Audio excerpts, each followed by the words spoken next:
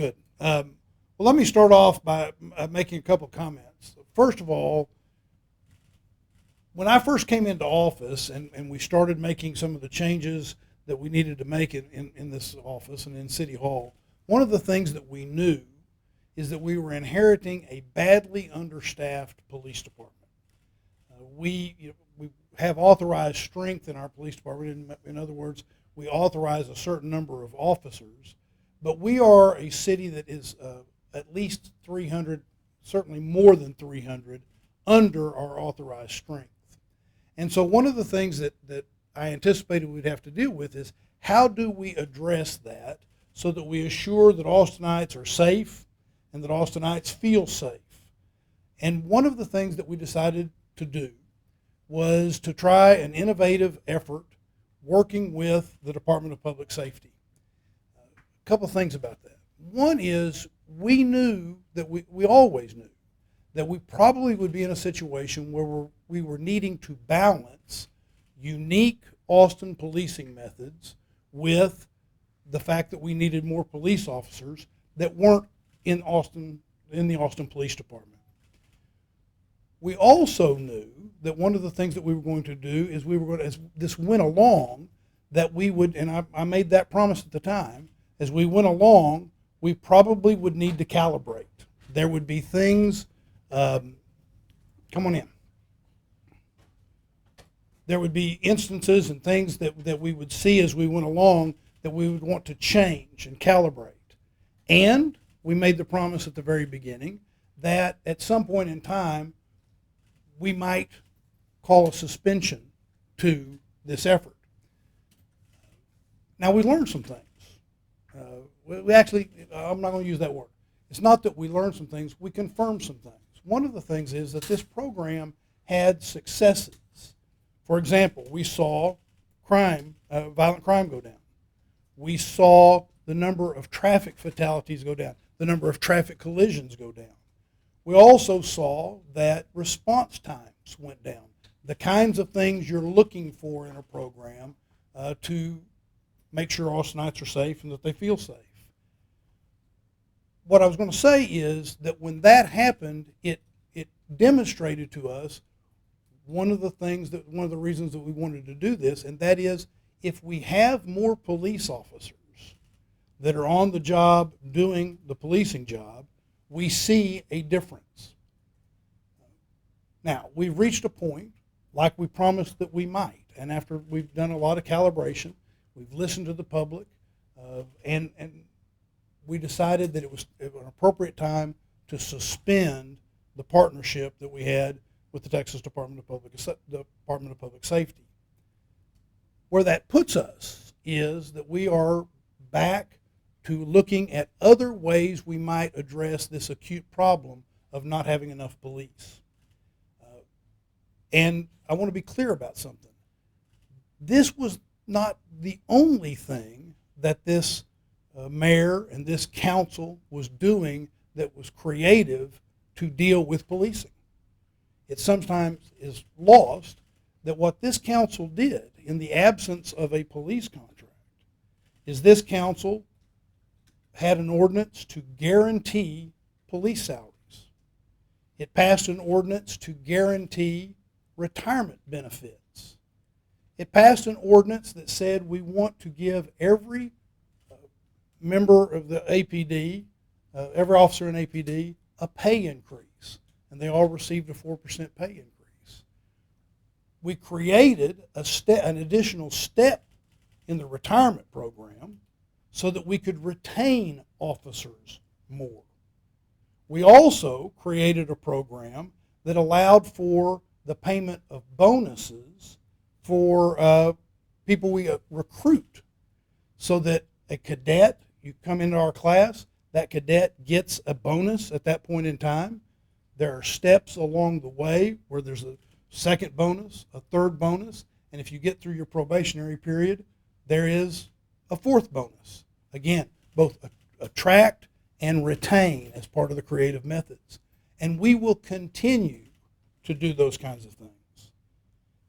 Key among those issues to achieve the goals that we want to achieve in terms of policing and public safety is the best way, if the top way, I would say, there may be a number of ways, but the top way is we need to get to a contract, a long-term contract with the police union. It's beyond time for the president of the police union to not stand on the sideline and throw stones and throw rocks, but instead come back to the table. The best way for the police union leadership to demonstrate respect for the people that he says he wants to represent and wants to serve is to come back to the table so that we can negotiate a contract, and that, in my view, will be the number one way we can address our policing shortage. So I talked a little longer than I intended, but I want to kind of lay out a context, and I'll be happy to answer a few questions. I see you're chomping at the bit. Go. You laid out yesterday in the press release about recent incidents have inspired this decision. Can you lay out what were the incidents that led to that? Well, look, we need to create a context. Throughout the course of this, we've seen instances where we needed to calibrate, and as I said at the very beginning of my comments, we knew we were going to need to be balancing unique Austin policing with the need to have additional police resources that weren't part of APD. That has created a balance, and all along we've listened to the public, we've heard, and we've calibrated. In the last few days, of course, there have been a couple of incidents that you're aware of, and we decided that in the context of those incidents, this was the appropriate time to make the right decision to suspend that partnership. And I'm not going to get into all the details of this and that sort of thing. I feel very comfortable that it's the right decision at the right time.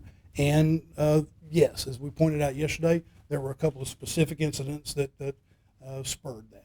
What other alternatives with APD having 333 officer positions open? What other alternatives are you now exploring? Well, we're going to continue to do things like what I just mentioned, where we assure that we have salaries and bonuses and those sorts of things to attract and retain police officers.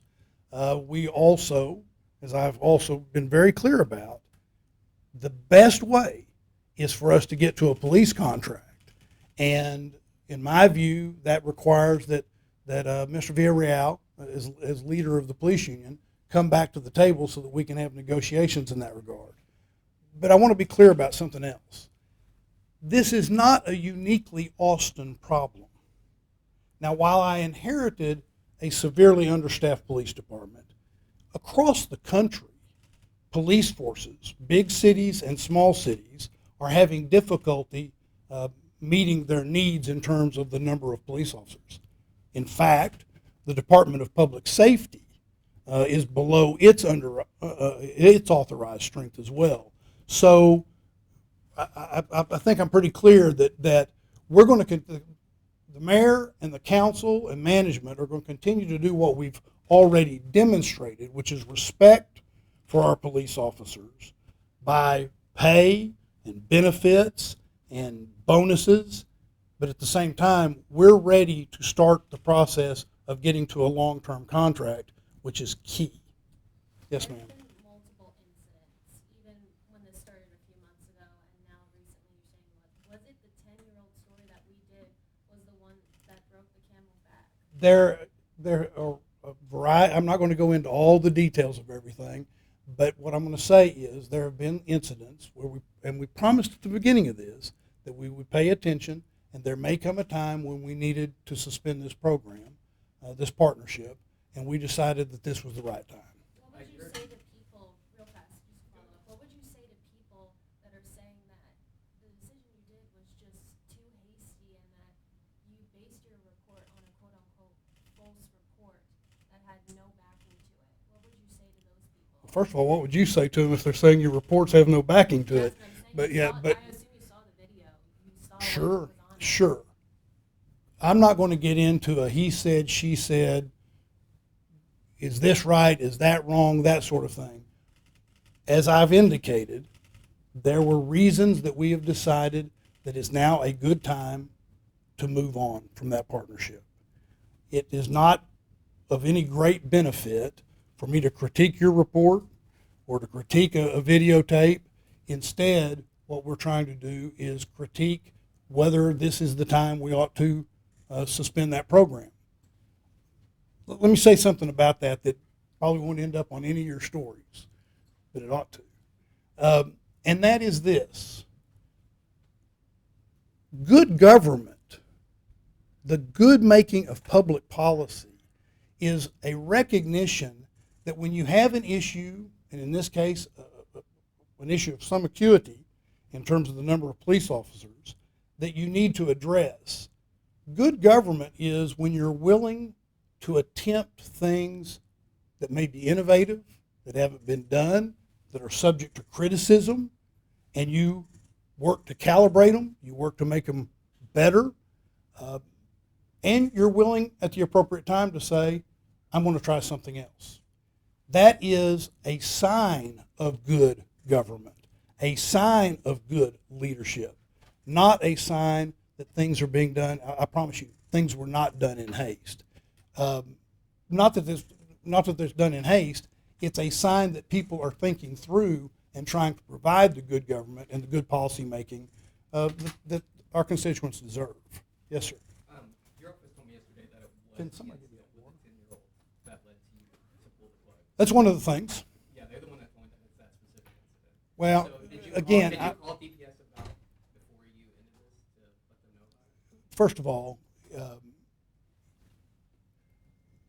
the way you present that question, I have told you, and it's very clear in response, that initially that was one of the incidents that plays a role in our decision. We made the decision, and DPS was appropriately contacted. What did they say? Because they've now said that they're going to continue patrolling. So, Well, look, DPS was patrolling before there was a partnership. DPS has statewide jurisdiction. What the partnership was an effort for us to address, for them to prioritize certain things, including providing certain types of policing in Austin, and where APD was in charge to make sure we were getting the sort of partnership coverage that we wanted with them. This is their jurisdiction. They will continue, I'm sure, to provide service the way they were before, maybe differently based upon things that they have learned during the course of this, but there will not be a partnership the way we had that before. Last question. You Plan to mentioned, reinstate DPS? You've said, The partnership? Do you? Let me, let him ask. okay, and then I'll go to you. you said in your statement that the partnership is being suspended because it's not in sync with Austin's I said that's one of the issues. Can you speak to why this partnership wasn't in sync with Austin's values? Well,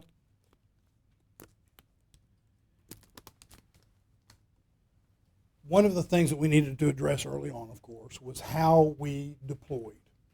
And as you know, there were some troubling numbers on how that resulted in the number of the demographics of the people that were being stopped and cited. The first report was with regard to misdemeanors. The way that policing was being done is a routine way of policing for DPS and for others. The citations on some instances of what the citation was for the criminal activity or the activity that was being cited. Sometimes is one of the things that might be cited in other places and by DPS, but not cited in Austin. So those are the kinds of things that we were looking at as you go along. Again, I want to be clear though. This was not this. This was the kind of partnership where APD was working directly with them, and we didn't learn from it. We knew, and it confirmed what we knew, which was the number of additional police that are out there makes a difference. And so That's why I say we want to go back, we want to continue to do those things, and we want to get back to negotiations. I'll do this last question. You mentioned that response times were down when DPS was involved, and you've mentioned that there's no police contract. So any further explanation on why, knowing that we're not in a police contract, this was the right time to pull the partnership when now Austinites might worry that the response time is going to go back up? Well, this was the right time, and as I've pointed out, there were a number of instances where we felt like this would be the right time to do it, and there were some incidents in recent days that we all know about and we've pointed to. We are going to continue, and I want to be clear about something I said earlier.